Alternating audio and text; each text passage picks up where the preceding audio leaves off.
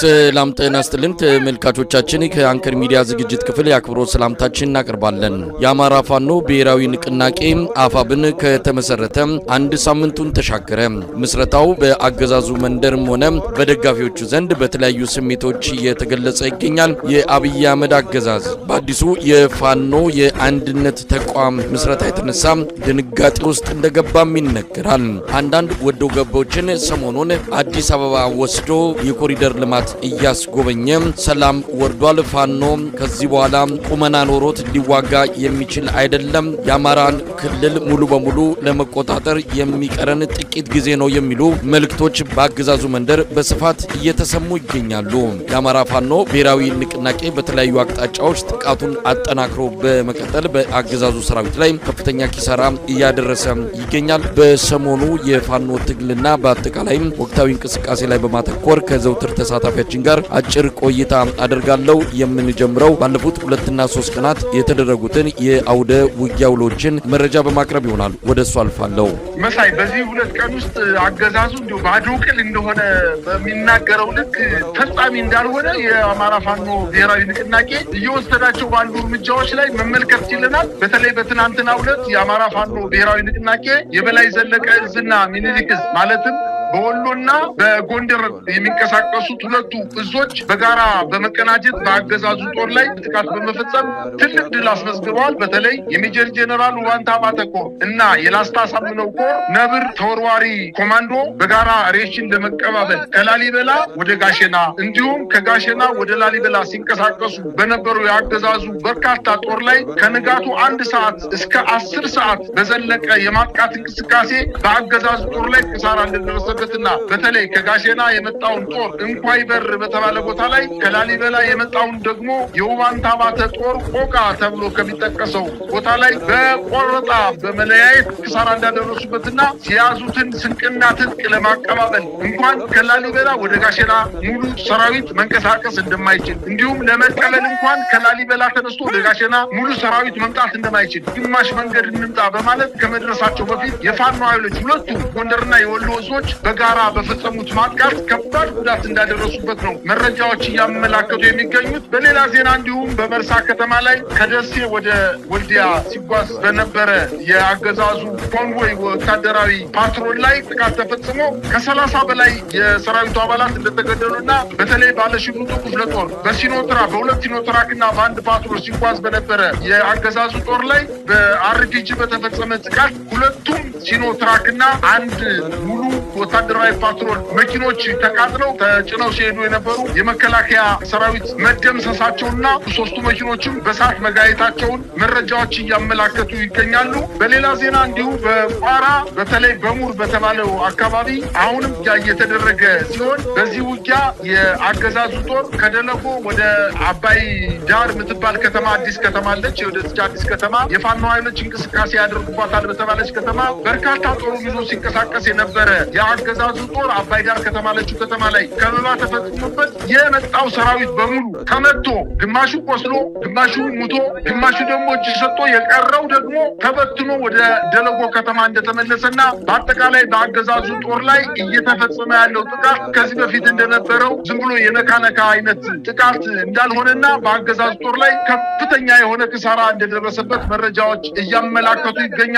ወደ ጎጃም ስንሄድ ደግሞ በሸበል በረንታ ወረዳ የአገዛዙ ጦር በሁለት አቅጣጫ ወደ ፋኖ ይዞታ ለመንቀሳቀስ ጥረት ቢያደርግም 201ኛ ኮር 64ኛ ክፍለ ጦር ጥቃት በመፈጸም የዶሃ ከተማ አቅራቢያ የመጣውን ጦር ከፍተኛ ድምሰሳ በመፈጸም ድል መጎናጸፉን አስታውቋል። በተጨማሪ የአማራ ፋኖ ብሔራዊ ንቅናቄ በላይ ዘለቀ እዝ በደቡብ ጎንደር እስቴ ወረዳ ከደብረ ታቦር ከመካነ ኢየሱስ ደንጎለት የተነሳው የአገዛዙ 804ኛ ኮር እንዲሁም ከደራ አርብ ገበያ በሁለት አቅጣጫ የእስቴን ዳንሳት ብርጌድ ለመምታት የተጓዘ ቢሆንም ገና መምቻ ከተባለ ቦታ ላይ ራሱ ተመቶ ወደ ኋላ መበተኑ እና ወደ መጣበት መመለሱን አስታውቋል። ከደራ ሐሙሲት ወረዳ አርብ ገበያ እና እስቴ ወረዳ መካነ ኢየሱስ የተነሳው የአገዛዝ ጦር ደንጎለት እስከ ገና መምቻ ባካለለ ቦታ ላይ ከፍተኛ መልሶ ማጥቃት ደርሶበት ተበትኖ እንደተመለሰና እንዲሁም ከስማዳ ወረዳ ወገዳ የተነሳው ጦር በጸዶዬ አቅጣጫ ቢያቀናም ያሰበው እንዳልተሳካለትና ተመቶ ወደ ኋላ መመለሱን ነው መረጃዎች የሚያመላክቱት። በተለይ ሸምበቂት በተባለ ቦታ ላይ አንድ ሙሉ ሻለቃ የመከላከያ ሰራዊት ሙሉ በሙሉ ማለቁን ነው መረጃዎች ያመላከቱ የሚገኙት። በአጠቃላይ በየተደረገ ባለው ጦርነት የአገዛዙ ጦር ለማጥቃትም በሄደበት በምሽግን ተቀምጦ ራሱን ለመከላከል ጥረት በሚያደርግበት አካባቢ ከፍተኛ ኪሳራ እየደረሰበት እንደሆነ ነው መረጃዎች እያመላከቱ የሚገኙት። ከዚህ በተጨማሪ የአገዛዙ መከላከያ ሰራዊት አባላት 601ኛ ኮር 52ኛ ክፍለ ጦር እና 6ኛ እዝ 605ኛ ኮር 14ኛ ክፍለ ጦር በመክዳት በርካታ የአገዛዙ ጦር ከሰራዊቱ በመጥፋት ለፋኖ ኃይሎች እጁን በመስጠት ላይ እንደሚገኝና በዚህ ላይ በጣም የሚገርመው ነገር በርካታ የአገዛዙ ጦር ከኦሮሚያ ክልል በመነሳት በርካታ ቀናትን በእግራቸው ተጉዘው ጎጃም 206ኛ ኮር 34ኛ ክፍለ ጦር ወይም አብራጅት ብርጌድን መቀላቀላቸውን አስታውቋል። ለሶስት ተከታታይ ቀናት የፋኖ ኃይሎችን ለመቀላቀል 3 ሙሉ ቀንና 3 ሙሉ ሌሊት ተጉዘው በምስራቅ ጎጃም አብራጅት ብርጌድን መቀላቀላቸውን ይሄ የሚያሳየው ትልቅ እድል ሊያገኙ አብዛኛው የመከላከያ ሰራዊት እየጠፋ የአገዛዙ ጦር መቀላቀል እንደሚፈልግ ነው መረጃዎች የሚያመላክቱት።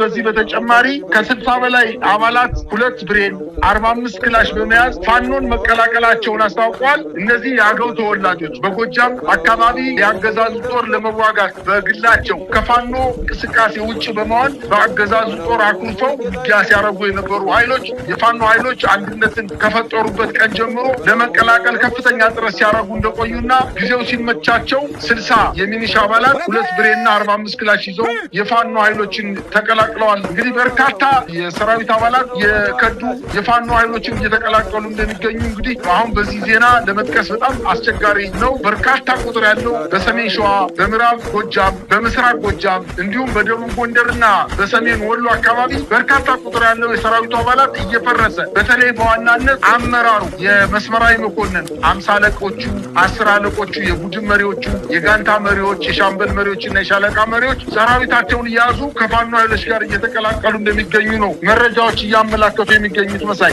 ይሄ በተለይ የአማራ ፋኖ ብሔራዊ ንቅናቄ ምስረታን ተከትሎ እየከዳ ያለው እጅ እየሰጠ ያለው በራሱ ጊዜ ምድብ ቦታውን ትቶ ወደ ፋኖ መንደር እየገባ በከፍተኛ ቁጥር ሰራዊቱ እየመጣ ያለበት ሁኔታ ለአገዛዙ የጦር ሹማምንቶች ራስ ምታት እንደሆነ ይነገራል። የምስራቅ እዝ አዛዥ ሌተናል ጀነራል ማመር ተሰማ ለአብይ አህመድ ያቀረበው ሪፖርት ላይ ከአንድ እዝ ብቻ በ6 ወር ውስጥ 23000 ሰራዊት የገባበት አይታወቅም የሚል ሪፖርት እንዳቀረበ ነው የሰማ ነው። ከአንድ እዝ ብቻ 23000 ሰራዊት በጣም ከፍተኛ ቁጥር ነው። እንግዲህ ምን የቀረ ነገር አለ ነው? አብይ ምላስ ላይ የኢትዮጵያ ቴሌቪዥንና ፋና ቴሌቪዥን ላይ ካልሆነ በስተቀር የአብይ አህመድ ሰራዊት እውነት ለመናገር ራሱንም ለመጠበቅ የሚችል አልሆነም። የአማራ ፋኖ ብሔራዊ ንቅናቄ ምስረታ እንዲሁም ዟቸው የመጣው አዳዲስ መልእክቶች በብልጽግናው መንደር ከፍተኛ ፍርሃት እንደፈጠረ በብዙ ነገሮች እያየን እንገኛለን። ሰራዊቱም ጥያቄ እያነሳ ነው። የወንድሞቻችንን ደምና አጥንት እየገበርን አስክሬናችን ሳይነሳ ጥለን እየሸሸን እረፍታተን እስከ መቼ እንደዚህ እንዘልቃለን ብለው የበላይ ሹማምንቶችን እያፋጠጡ ይገኛሉ።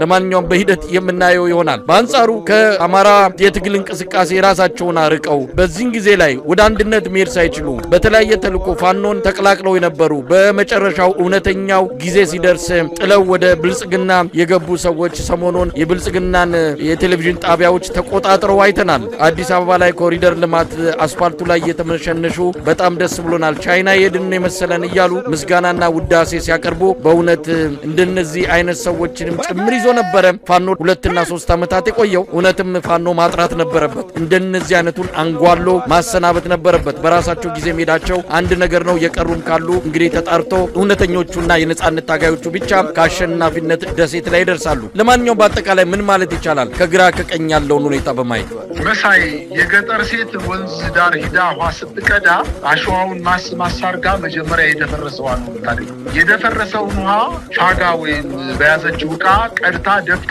ከታች ካሸዋው እየጠራ የሚመጣውን ውሃ ነው በእንስራ ቀርታ ወደ ቤት የምትሄደው። ይሄ ሳይንስ ነው። አሸዋው እያጣራ ይመጣል። ከዛ በኋላ በቀድታ የሚጠጣም ምግብ ማብሰያ ሚዛ ትሄዳለች እንጂ እንደገና መጀመሪያ እንደ አሸዋው ዝቃ የደፈረሰውን ውሃ በጋን ቀርታ ወይም በእንስራ ቀርታ አትሄድ። የፋኖ ኃይሎች ወደውም ይሁን ተገደው ቆሻሻ አብሯቸው ነበረ።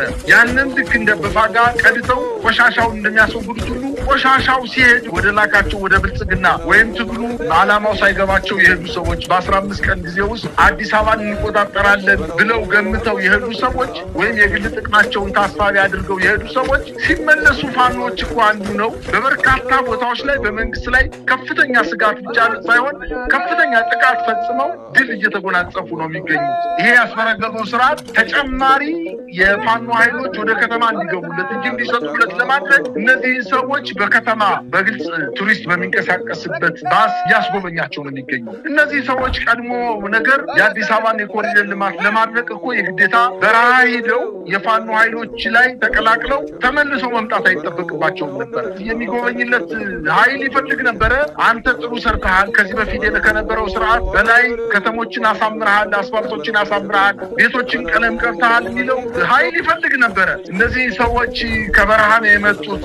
ልብሳቸው በላያቸው ላይ ቆሽሾ ሊሆን ይችላል፣ ጫማቸው ተጣሞ ሊሆን ይችላል፣ ፊታቸው ከስቶ ሊሆን ይችላል። እንግዲህ ቁንጅና ሳሎን ውስጥ አስገብቶ ጸጉራቸውን ከርክሞ ሲማቸውን አስተካክሎ የቱርክ ሱፋ ልብሶ በጣም በዘመናዊ መኪና ከተሞችን ሲያንቀሳቅስ ፋኖ ኃይሎች ተማለው ወይንም እነዚህ ሰዎች ድሎት ተመልክተው ይመጣሉ የሚል የፖለቲካ ቅስቀሳ እያደረገ ነው ያለው። ነገር ግን በዋናነት እውነተኛ የፋኖ ታጋዮች ወደ ጫካ የገቡት ድንጋይ ተንተርሰው የሚያድሩት በላያቸው ላይ ሚግ እየሄደ ድሮውን እየተተኮሰ ጎናቸው ጓዳቸው እየሞተ እየቆሰለ በሳት ባህር እየተራመዱ ያሉት የአማራን ሕዝብ ነፃ ለማውጣት ነው እንጂ እነሱ የኮሪደር ልማትን ለማድረግ አይደለም።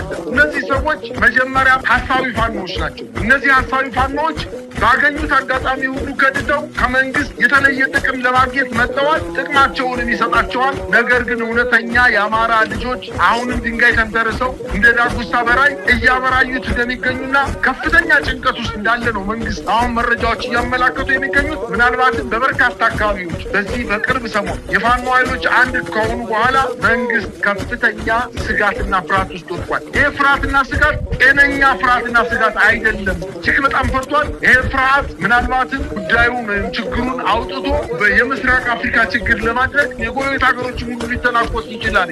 ሽንፈቱን አምኖ ለማዋጥ የተቸገረ ስርዓት ስለሆነ እያንዳንዱ የፋኖ በትር ለሌሎች ኃይሎች ነው እየሰጠ የሚገኘው። ሲፈልግ የፋኖ ኃይሎች በህወሓት ኃይሎች ታግዘው መጡኝ፣ በኤርትራ ኃይሎች ወይም በሻዕቢያ ኃይሎች ታግዘው መጡኝ፣ ምናልባትም በሱዳን ኃይሎችም ታግዘው መጡኝ። እንግዲህ መውደቂያ ጊዜው እየደረሰ እንደሆን ስለሚታወቅ በህይወት እንዳለ አቅም እንዳለው ጉልበት እንዳለው መደፈር እንደማይችል እየተናገረ ቢገኝም የጎረቤት ሀገሮች ድንበሯን ተሻግረው ባለበት በዚህ ሰዓት መንግስት አለ ማለት አይቻልምና አሁን የፋኖ ኃይሎች በጣም የሚቸገሩት ምናልባትም ይህን ስርዓት ከጣሉ በኋላ ምን አይነት ስርዓት ነው መቋቋም ያለበት? የኢትዮጵያ ህዝቦችን ያማከለ የጋራ መንግስት ልናቋቁም የምንችለው በምን አይነት መንገድ ነው የሚለው ካልሆነ በስተቀር ይሄ ስርዓት ቅንቅን እንደበላው አገዳ ተበልቶ ያለቀ ፋኖች እንኳን ባይጥሉት በራሱ ኃጢአትና በደል ሊወድቅ እንደሚችል ነው አጠቃላይ መመልከት የሚቻለው። መሳይ እንግዲህ ያለውን ሁኔታ እንከታተላለን። የአብይ አህመድ ሰሞንኛ እንቅስቃሴ በግራም በቀኝም እያደረጋቸው ያሉት መፈራገጦች ከምንም በላይ የፋኖ ግስጋሴ ስጋት ውስጥ የከተተው ለመሆኑ ስርጂ የሚያስፈልገው ጉዳይ አይደለም። የአንዲት ትንሽዬ ሀገር ገንዘብ ስላላት ለሷ የኢትዮጵያን ህዝብ አሳልፎ የሰጠ ግለሰብ ምን ሞራል አለውና ነው በአደባባይ ወጥቶ ስለሌላው ለመናገር የሚዳፈረው የሚለው ያው አስተዳደግም የእውቀትና የልምድ ጉዳይ የሚጠይቀው ነው። አብይ ከዚህ ሁሉ ነፃ የሆነ ሰው ነው። ምንም ነገር የሚፈራው የለም። ምክንያቱም የሚገድበው ይሉኝታ እውቀትም ሆነ እውነት የለውም። የፋኖ እንቅስቃሴ ምናልባት ይህን ሁሉ ጠራርጎ የሚያጠፋ ይሆናል። ብዙ ታምራቶችን እንጠብቃለን ብሏል አርበኛ ጌታ አስራደም። እንግዲህ አንድ ሆነዋል። አንድነታቸውን ይዘው ለኢትዮጵያም ሆነ ለምስራቅ አፍሪካ ጠንቅ የሆነውን ስርዓት እንደሚያስወግዱ ምንም ጥርጥር የለውም። በጣም ነው ማመሰግነው መሳይ። እንደው በመጨረሻ ጅል አሸነፈ ምን ብሎ እምቢ ብሎ ይባላል። ይሄ ጅል የሆነ ስርዓት ነው። እምቢ ብሎ ነው የሚያሸንፈው። ሰላም በሌለበት ሀገር የሰላም ሚኒስተር ያላት፣ ሀገርን ዳር ድንበሯን መቆጣጠር የማይችል የመከላከያ ሚኒስተር ያላት፣ የሀገሪቱን ኢኮኖሚ መቆጣጠር የማይችል የገንዘብ ሚኒስተር ያላት ሀገር፣ በርካታ ወጣቶች ከትምህርት ገበታ ተገለው የትምህርት ሚኒስተር ጸጥ ያለበት ሀገር፣ ዩኒቨርሲቲዎች ባዷቸውን ቀርተው የሚመዘገቡ ተማሪዎች የሉ ሆነው አልፈው ወደ ዩኒቨርሲቲ የሚገቡ ተማሪዎች 1-2% ያሉባት፣ ነገር ግን የትምህርት ሚኒስተር ያለባት ሀገር፣ በአጠቃላይ የኢትዮጵያ መስሪያ ቤቶች ወይም ተቋማት እጅግ በጣም ዝቅጠት ውስጥ የገቡባት አገር ሁና እያለ ነገር ግን ጠቅላይ ሚኒስትሩ ልክ እንደ ፊንላንድ እንደ ኖርዌይ ምናልባት እንደ ስካንዲኔቪያን ሀገሮች እጅግ በጣም የተንደላቀቀ ህዝብ ያለባት የምንም አይነት ችግር የሌለባት ሀገር እንደሆነ አይነት በመድረክ እየወጣ የሚናገረው ፍርሃቱ ነው እንደዚህ የሚያስጨዋው ስጋቱ ነው እንደሚያስጨዋው ይህን ስርዓት አስወግዶ ቀጣይ የኢትዮጵያ ህዝቦች በጋራ መልካም የሆነ አስተዳደር ሊፈጥሩ መታገል መጠንከር ስርዓቱን ለመጣል ከፋኖም ከሌሎችም ትጥቅ አንስተው ከሚታገሉ ኃይሎች ጋር በጋራ አብረው መታገል እንዳለባቸው ነው እግረ መንገድ የማሳሰብ ፈልገው መሳይ በጣም ነው ማመሰግነው